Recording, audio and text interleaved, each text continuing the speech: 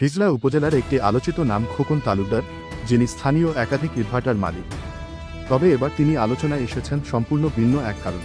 সম্প্রতি স্থানীয় সাধারণ জনগণ তার বিরুদ্ধে নানা ধরনের অভিযোগ তুলে ধরেছেন।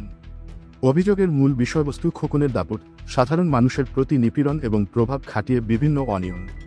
ওনার খোকন তালুকদার জন্য আমরা দিন দিন অতিষ্ঠ হয়ে উঠছি। জমি দখল, ভয়ভীতি দেখানো এসব যেন নিয়মিত ঘটনা হয়ে দাঁড়িয়েছে। এই সকল অভিযোগ জানানো হয়েছে হিজলা থানার ভারপ্রাপ্ত কর্মকর্তা শেখ আমিনুল ইসলাম, হিজলা উপজেলা বিএনপি আহ্বায়ক আব্দুল গাফফার তালুকদার এবং সিনিয়র যুগ্ম আহ্বায়ক আলতাফ হোসেন খোকন দপ্তরির কাছে। ভুক্তভোগীরা তাদের বক্তব্যে বলেন তারা খোকনের অত্যাচার থেকে মুক্তি চান এবং প্রশাসনের জরুরি হস্তক্ষেপ কামনা করছেন।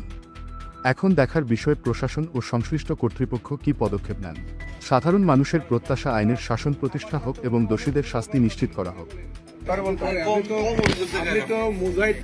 এরপর আমরা হারে বলছি, রিকোয়েস্ট করছি যে আমার এলাকায় যদি কোনো লোক মরে, আমার নিজস্ব পরিবারের আমার কোনো মাটি দৈন্য তার জায়গা নাই, এখনো নাই। ওই জায়গাটা বাগান ছিল, সেই বাগানটা আমরা বলছি যে এই বাগানটা আপনি নেন না, অন্য জমিন নেন, কিন্তু সে মানে নাই। আর ওই বাগানটাই দরকার, নাইলে আর ওই আপনার এই ফরাসে বলে রোদ সেবা করে।